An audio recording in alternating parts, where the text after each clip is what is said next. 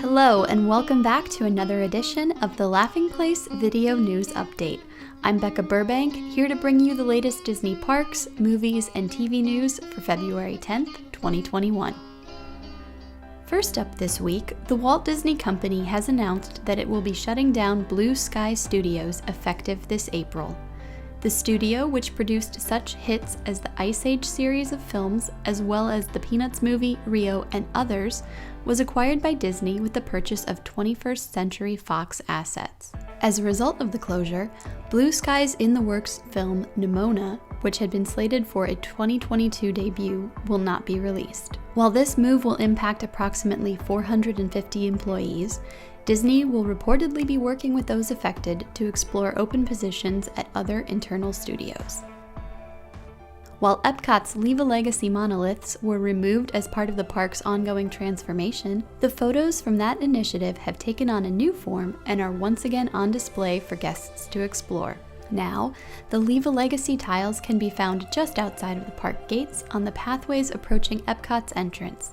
Instead of monoliths, the photos are displayed on walls featuring vibrant hues from the park's new color palette.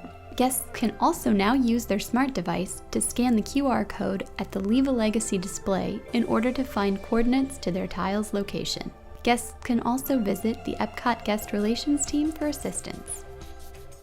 Following the Tampa Bay Buccaneers' victory in Super Bowl 55 this past Sunday, champions Rob Gronkowski and Tom Brady got to say those iconic words for a Disney park spot. "I'm going to Disney World." Making good on that promise, Gronk visited the Magic Kingdom on Monday, although the traditional post-Super Bowl parade was scrapped this year. Meanwhile, Super Bowl 55 MVP Tom Brady will apparently be paying a visit to the park in the coming months as well. Speaking of the big game, during the broadcast, Marvel fans were treated to a new trailer for the Falcon and the Winter Soldier. While the clip demonstrated that the duo haven't exactly become the best of friends, it looks like they will indeed be teaming up against Baron Zemo. If this sneak peek weren't enough, the good news is that we don't have to wait long until we get to see more. Marvel's The Falcon and the Winter Soldier will premiere on Disney Plus March 19th. Another special spot that appeared during the big game was for Walt Disney Animation's Raya and the Last Dragon. With the film set to debut in theaters and on Disney Plus via Premier Access on March 5th, tickets are now on sale and Disney Plus users can pre-order the Premier Access for $29.99.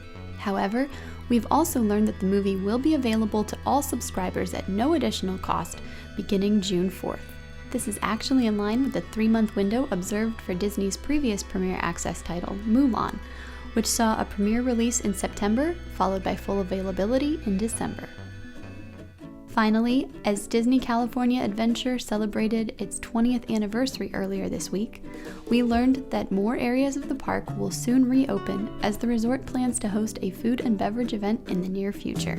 In a letter to cast members, Disneyland Resort President Ken Potrock announced that a ticketed event featuring food and beverage offerings from around the resort, the latest merchandise, and carefully constructed entertainment offerings would be coming to the park. Although full details weren't revealed, these events are expected to take place multiple days a week and begin in mid-March. Most importantly, the addition of these events, coupled with the recent reopenings of other Disney California Adventure eateries, will allow more than 1,000 cast members to return to work. And that will do it for this week's Laughing Place Video News Update. For more on the latest news from around the Walt Disney Company, be sure to visit laughingplace.com and subscribe to our channel right here on YouTube. Until next time, bye-bye!